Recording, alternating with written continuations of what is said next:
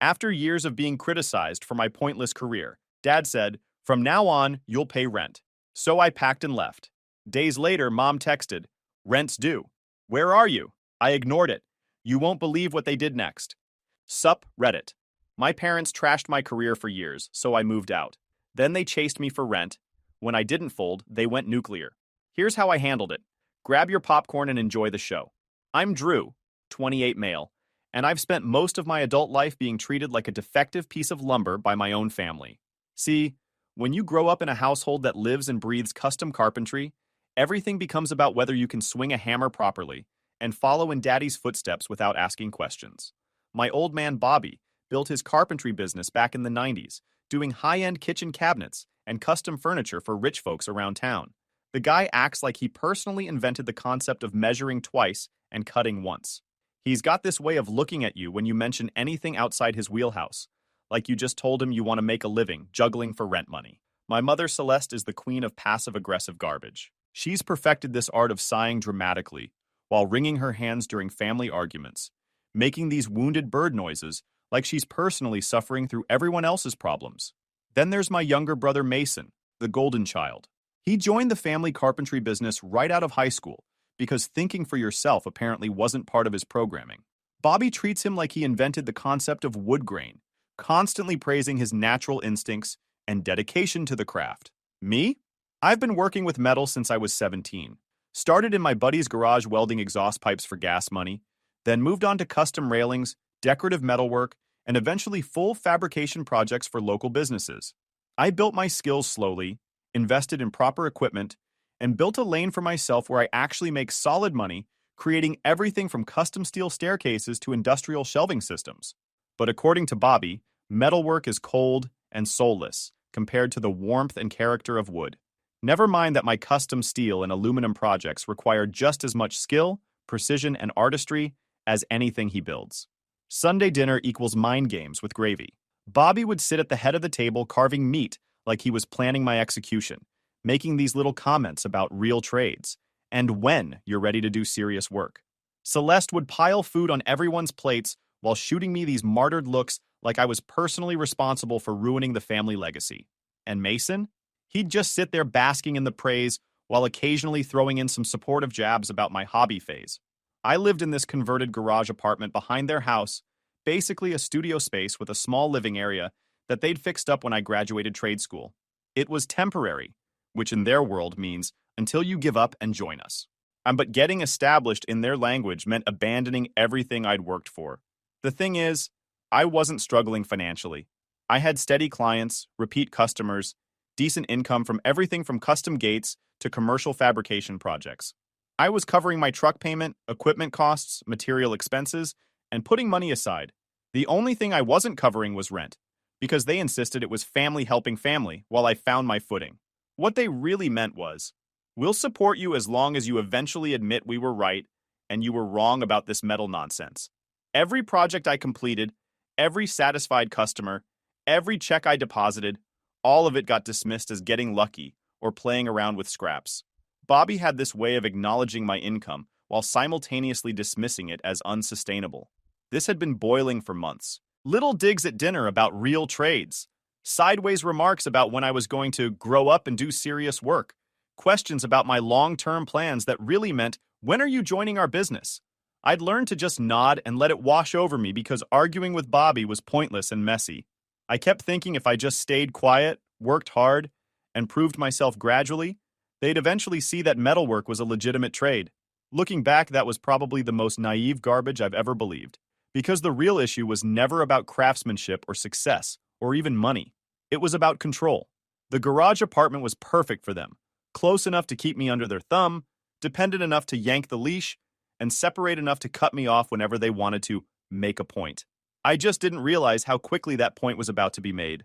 The night everything changed started like every other Sunday dinner from hell. Bobby was in his usual spot at the head of the table, sawing through his steak.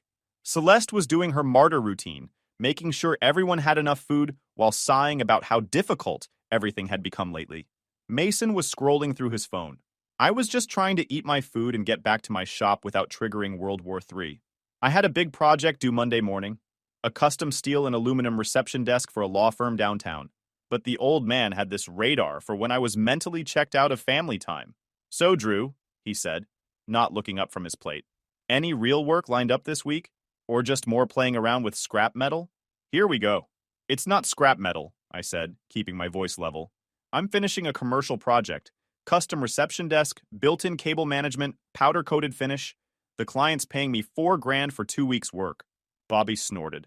$4,000 for what amounts to bending some metal bars. You know what real money looks like? Repeat customers. Referrals. Building something that lasts generations. You're just making fancy junk that'll be replaced in 5 years. Mason jumped in, because apparently watching me get roasted wasn't entertaining enough for him. Dad's right. Anyone can weld some metal together. But real woodworking? That takes actual skill. He said it with this smug little grin that made me want to punch him. That's when Bobby leaned back in his chair, crossed his arms, and delivered the line that changed everything. He had the same expression he used to get when he was about to ground me as a teenager. Except now I was 28 and supposedly an adult. All right, from now on, you'll cover your own rent, he said, like he was discussing the weather. No more freebies. You want to play metalworker? Then act like a real businessman. Rent's due at the end of the week. The room went quiet. Celeste shifted in her seat, looked everywhere except at me. Mason stopped chewing, probably realizing this was bigger than his usual entertainment. I just sat there for a second. This wasn't about rent money. I probably made more in a week than Mason made in a month. This was about breaking me down until I gave up and joined their little woodchip empire. Here's the thing about moments like this. You've got two choices. Either argue and feed the fire, or say okay and move in silence. I chose option 2. Okay, I said, and went back to eating my dinner. That was it. Just okay. I could see Bobby was thrown by how easy it was. He'd probably been gearing up for a fight, ready to lecture me about responsibility and growing up. But I just finished my meal, helped clear the table like always, and excused myself. Have a good night, I said, and walked back to my apartment like nothing had changed. But inside my head, everything was spinning. I wasn't angry exactly. I was just done. Done trying to win approval from people who'd already decided I was worthless. Done explaining myself to someone who'd made up his mind about me years ago. I sat in my workshop that night, surrounded by half-finished projects and the smell of metal and welding gas, and really thought about what had just happened. Bobby had basically given me an ultimatum. Fall in line or get cut off. He probably figured a week of panic about rent money would bring me crawling back, ready to trade my plasma cutter for a circular saw and a lecture about honest work. What he didn't realize was that he'd just freed me from the last thing keeping me tied to their dysfunction. By the time I finished cleaning my equipment that night, I'd made my decision. I was just going to leave. Quietly, completely, and permanently. I started packing the next morning while the house was quiet. Everything important to me fit in my truck and a small trailer I borrowed from my buddy Alan. The whole process felt like shedding skin. Every box I packed was a distance between me and their endless disappointment. By the time Bobby was getting ready for work, I was gone. No note, no goodbye, no forwarding address. I just locked the garage apartment and drove away from the only home I'd ever known. And for the first time in years, I felt like I could finally breathe. I found a small industrial space across town, a 1,200 square foot unit with good ventilation, decent power, and space for my equipment. The landlord, Hector, was this guy who cared more about on-time payments than family drama. That was a relief. For the first week, I just focused on setting up my shop and catching up on client work. Having my own space, with my own rules, was incredible. No more tiptoeing around Bobby's workshop schedule. No more listening to Mason's snide comments about real craftsmanship. Just me, my equipment, and the sound of work. My productivity went through the roof. It was like I'd been trying to work with someone constantly criticizing my technique, and suddenly there was silence. I didn't reach out to them. They didn't reach out to me. For about 10 days, I actually started thinking maybe this was it. Maybe they'd just write me off as the family disappointment and move on with their lives. Bobby could have his perfect little carpentry dynasty with Mason, Celeste could stop pretending to be caught in the middle, and I could build my business without their constant undermining. I should have known better. People like Bobby don't just let go of control. The text came on a Wednesday morning while I was cutting steel plate for a custom staircase project. Simple message from Celeste. The rent is due. Where are you? I stared at that text for a solid minute, actually laughing. Not because it was funny, but because of the sheer balls it took to send that message. Where was I? The better question was, Where the hell had they been when I was growing up and actually needed parents instead of critics? But that text told me everything I needed to know about how they viewed the situation. In their minds, I hadn't moved out. I had just temporarily wandered off like a dog that would eventually come home when it got hungry enough. So I didn't respond. I set the phone down and went back to work. But the messages kept coming throughout the day. First, did you forget what day it is? Then, your father is expecting you to handle your responsibilities. And finally, we can't carry dead weight anymore. Time to step up. That last one made me pause. Step up. There was that same phrase they'd been using to manipulate me since I was in high school. When I didn't want to work weekends in Bobby's shop. Step up, son. When I chose metalworking classes instead of advanced woodworking. Step up. And when I told them I was starting my own business. Step up and stop being selfish. I let their messages sit unanswered for a couple more days, hoping they'd get the hint. But Bobby and Celeste don't do hints. They do escalation. That Saturday afternoon, my phone rang. Mason, where the heck are you? No hello, no how's business going? I'm working, I said, keeping my voice flat. You're supposed to pay rent. Dad's ticked off, and frankly, so am I. You can't just disappear and expect everyone else to cover for your nonsense. I don't live there anymore, I said. I moved out. I have my own shop now. There was a pause, and then his laugh, that condescending little chuckle he'd perfected over the years. You think you can just walk away? This family doesn't work that way, Drew. You don't get to just bail when things get tough. Tough for who, Mason? I said. You're living rent-free in the main house. You're being handed a business that's already successful. Bobby praises you every chance he gets. Don't tell me you're the one struggling here. That's not the point, he snapped. You think you're so much better than us with your fancy projects? You're still part of this family, whether you like it or not. Dad says if you don't get your act together, don't bother coming back. I hung up without another word. My hands were shaking as I set the phone down. Not from fear, but from pure rage. The absolute nerve of these people. They'd spent years making it clear I didn't measure up. And now that I'd finally accepted that and removed myself from their lives, they were acting like I was the one causing problems. The messages kept coming throughout the week. Celeste laying on the guilt. Your brother is working extra hours while you run away. Is that fair to him? Bobby, if you can't handle adult responsibilities, don't expect to be treated like an adult. And then the one that really got under my skin. If you're not paying rent, we'll have to cover it ourselves. Don't forget, that's money we've invested in you for years. You owe us. You owe us. It had all been a loan with interest, and now they wanted to collect with my obedience. That's when I started to wonder if they actually knew I'd moved out, or if this was just their way of yanking me back into line. Maybe they thought I was hiding somewhere in town, waiting for them to forgive me. But then Bobby showed up at my shop, and I got my answer. Thursday evening, I'm in my shop welding supports for a custom gate when I hear heavy footsteps outside. When I looked through the window, my stomach dropped. Bobby was standing in my parking area, arms crossed, wearing his work clothes and that expression that used to terrify me as a kid. I turned off my welder and stepped outside, keeping the doorway between us. No way was I letting him into my workspace. Drew, he said, voice low and controlled. We need to talk. About what? I said, though I already knew. You know darn well what. The rent situation. The disrespect you've shown your family. This little tantrum of yours ends now. I don't live there anymore, I said, keeping my voice steady.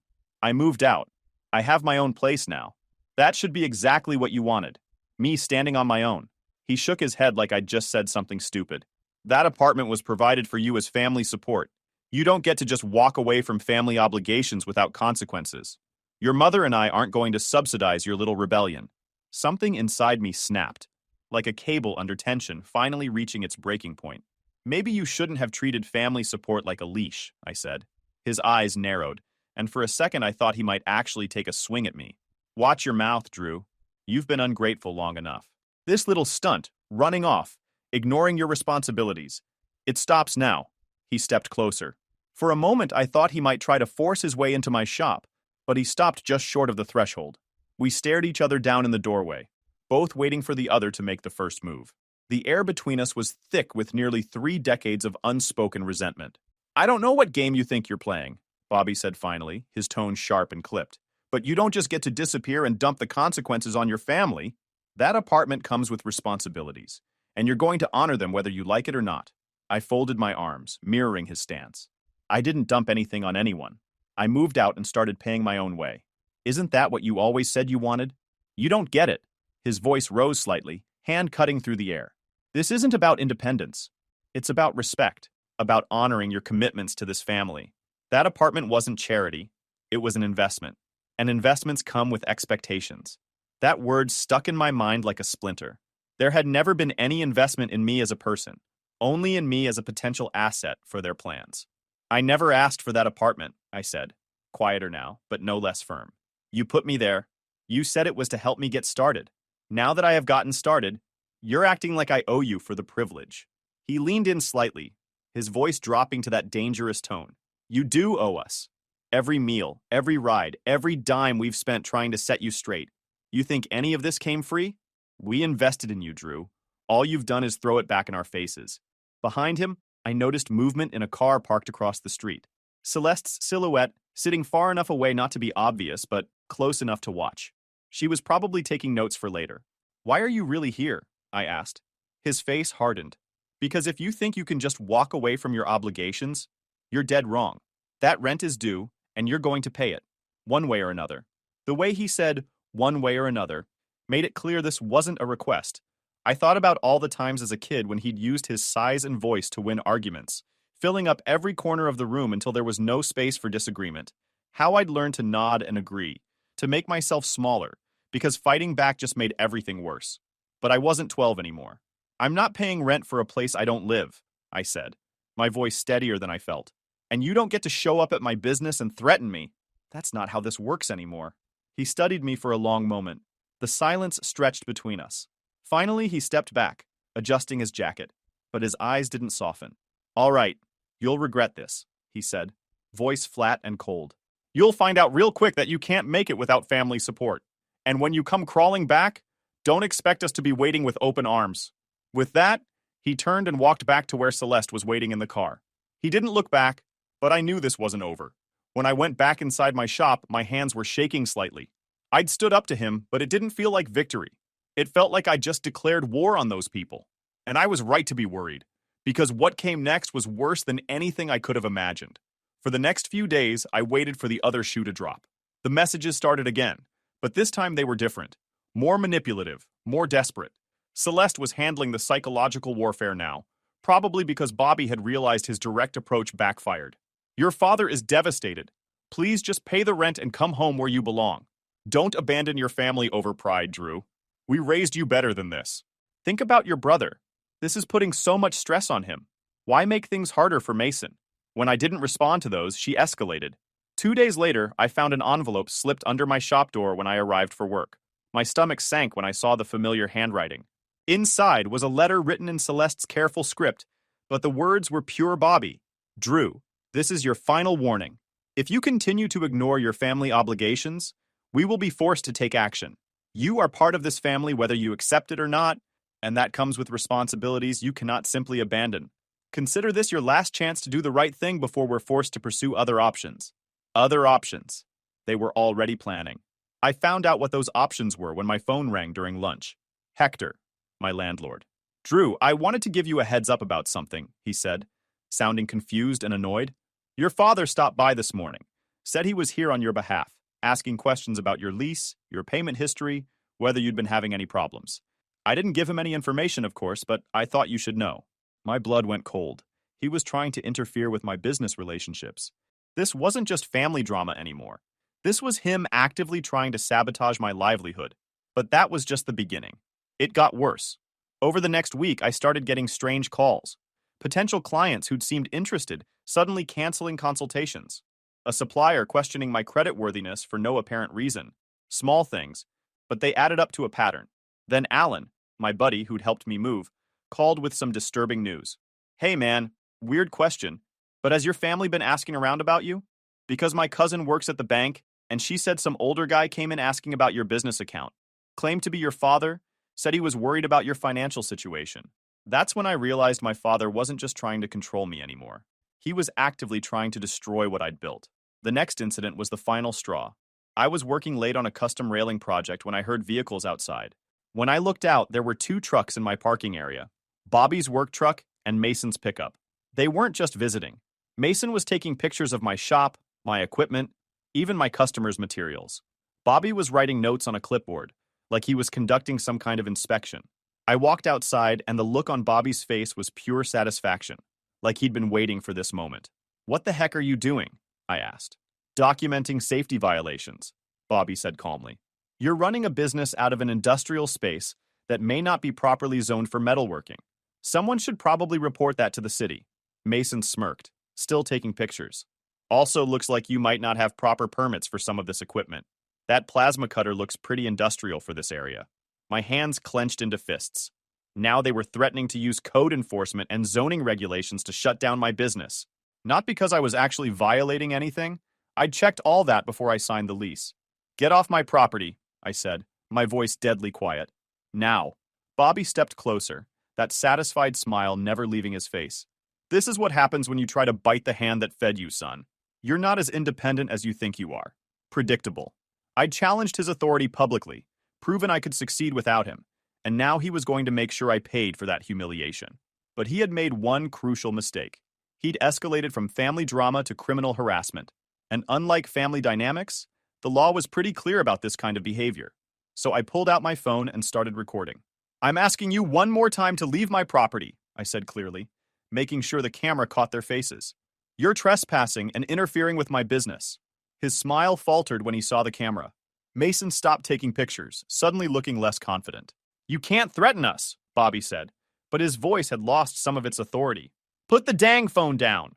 "I'm not threatening anyone," I replied, still recording. "I'm documenting harassment and trespassing. Keep it up, and this video goes straight to the police."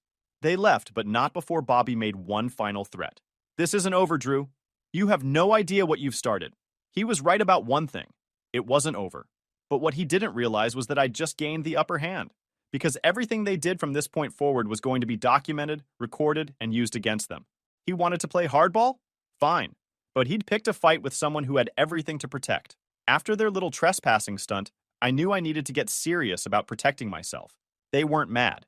They were trying to tank my shop. I called my buddy Diego, who'd been running his own auto shop for about 10 years. He dealt with family drama that turned ugly when he left his father's garage. "Dude, you need to document everything," Diego told me over coffee that weekend. "Every text, every phone call, every time they show up at your place. And you need security cameras yesterday. Trust me, these family business feuds can get really nasty, really fast." He was right. I spent the next day installing cameras around my shop, front entrance, parking area, equipment storage. I was going to have evidence of every move they made. The cameras turned out to be a good move. 2 days later, the cameras caught Mason driving slowly past my shop during business hours, taking pictures with his phone. The next morning, I got a call from a potential client saying they'd heard concerning things about my business practices and wanted to cancel their consultation. When I pressed for details, they mentioned someone had called claiming to be a former customer with complaints about my work quality and professionalism. The description they gave matched Bobby perfectly. That afternoon, the city code enforcement office called. "Mr. Drew? We've received a complaint about your business operation. Someone reported potential zoning violations and unpermitted equipment. We'll need to schedule an inspection." I wasn't worried about the inspection. Everything was properly permitted and zoned. But I knew the real goal was to waste my time, cost me money, and make me look unprofessional to clients. While I was dealing with city bureaucrats, my father was getting bolder. My cameras caught him and Mason conducting what looked like surveillance of my shop, sitting in the parking lot across the street for hours at a time. They weren't even trying to hide it anymore. The breaking point came when I arrived at work one morning to find my shop's front window covered in spray paint. Someone had written "Scam Artist" and "Cheats Customers" in red paint across the glass. The cameras had caught everything. Bobby's truck pulling up at 2 a.m., Mason getting out with a can of spray paint, the whole vandalism incident in perfect detail. That's when I called Detective Maria Cruz, who Diego had recommended. She specialized in business-related harassment cases. "This has escalated beyond family drama," Detective Cruz said, after reviewing my evidence. "It's harassment and vandalism. We can get you protection." She walked me through the process of filing complaints and applying for protective orders. The paperwork was extensive, but every incident I documented, every threatening message, every act of sabotage was building an unshakable legal case. Meanwhile, my business was suffering.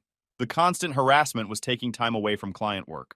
Potential customers were being scared off by Bobby's campaign of lies. I was spending money on lawyers instead of new equipment, but I also started getting unexpected support. Word had gotten around town about what was happening, and other small business owners began reaching out. Alan introduced me to Dylan Rangel, who ran a successful electrical contracting business. The thing about family business tyrants, Dylan told me, is they can't stand seeing someone succeed outside their control. It threatens everything they believe about themselves. The guy became an unofficial mentor, giving me advice on growing my business despite the family drama. He even started referring clients to me, helping offset some of the damage Bobby's sabotage campaign was causing. But things were still getting uglier. The final straw came when I discovered he'd been contacting my suppliers, spreading lies about my financial stability, and trying to get my credit accounts frozen. One of my steel suppliers called to warn me, "Drew, someone claiming to be your father called saying you were having financial problems and might not be able to pay your bills. I know you've always been good for payment, but I thought you should know someone's trying to damage your reputation." That's when I realized Bobby's endgame. If he couldn't control me, he was going to make sure I failed completely. The next morning, I filed for emergency restraining orders against both Bobby and Mason. Detective Cruz had helped me prepare a comprehensive case file documenting months of escalating harassment, stalking, vandalism, and business interference. The court date was set for the following week. Bobby and Mason would be served with papers, ordering them to stay away from me, my business, and anyone associated with my work. But Bobby had one final card to play, and it was worse than anything I'd imagined. 2 days before the court hearing, I arrived at my shop to find the front door ajar. Someone had broken in during the night, but this wasn't a typical burglary. Nothing was stolen, but my equipment had been sabotaged. Welding cables cut, computer files deleted, project materials contaminated with metal shavings. The security cameras had been spray painted over, but not before catching a glimpse of Mason's truck in the parking lot around midnight. This was my father's final message, which was a big mistake. It was making things worse for them, because I had enough evidence to put them both behind bars. The family war was over. Now it was time for consequences. The morning of the restraining order hearing, I showed up with a tabbed binder. Detective Cruz had helped me organize everything: photographs, video footage, documented phone calls, witness statements, financial records showing the damage to my business. Every piece of evidence told the same story: a systematic campaign of harassment designed to destroy my livelihood. Bobby and Mason showed up with their own lawyer, some expensive suit who probably specialized in making rich guys' problems disappear. But you can't lawyer your way out of video evidence and police reports. The hearing was one-sided. Their lawyer tried spinning it as a family dispute gone wrong, claiming Bobby was just a concerned parent worried about my financial stability. The judge took one look at the security footage of Mason spray painting my shop window and Bobby conducting surveillance of my business, and that narrative died faster than a mosquito in a bug zapper. When she saw the police report documenting the break-in and equipment sabotage, it was game over. Bobby's face went white as paper. Mason looked like he was about to throw up. Their fancy lawyer was scribbling notes like his career depended on it. The judge barred any contact, kept them 500 feet from my home and shop, banned client-supplier reach-outs or any online mention of me, and said any slip equals immediate arrest. But here's the best part. She also ordered them to pay full restitution for my damaged equipment and lost business income. Nearly 15 grand total, plus my legal fees. Beautiful. Bobby looked like someone had just told him his precious workshop burned down. Mason actually did look sick at that point. The fallout was swift and brutal. Word spread through town faster than gossip at a church potluck.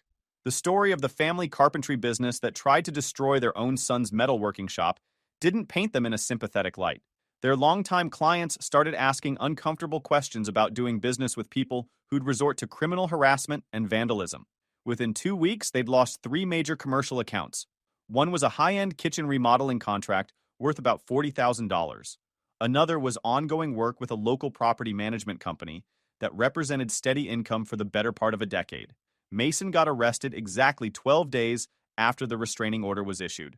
The idiot drove past my shop during business hours, thinking he was too smart. My security cameras caught everything, and I had Detective Cruz on speed dial. He spent 3 days in county lockup and got another 30 days added to his sentence for contempt of court. Meanwhile, Celeste was working overtime trying to salvage their reputation.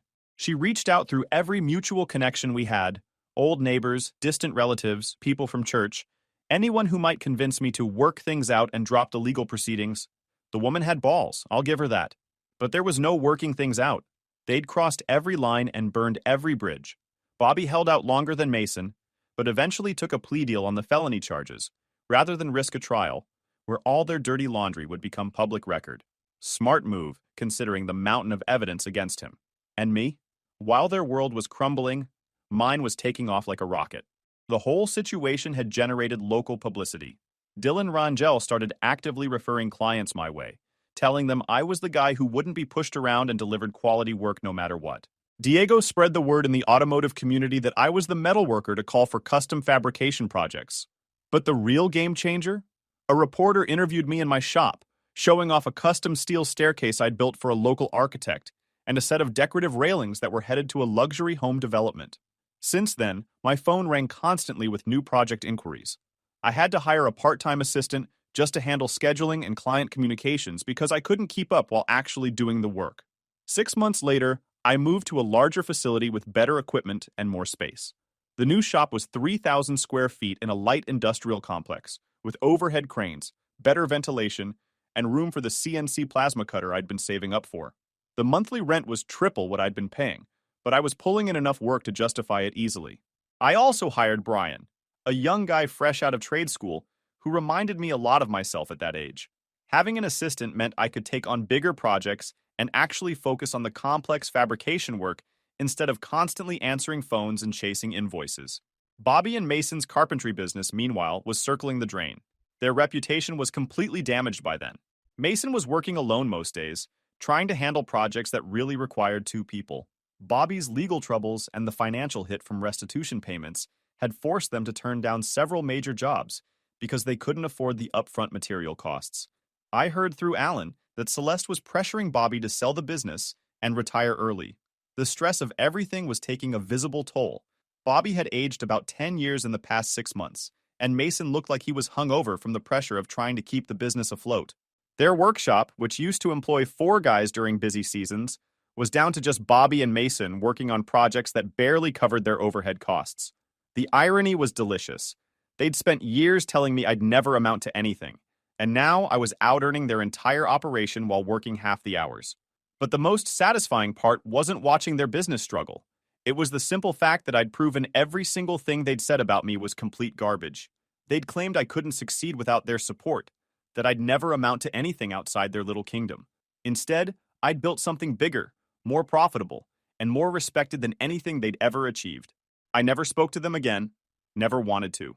The restraining orders were still in effect, and I had zero intention of lifting them. As far as I was concerned, Bobby, Celeste, and Mason had died the day they decided to try destroying my business rather than just leaving me alone.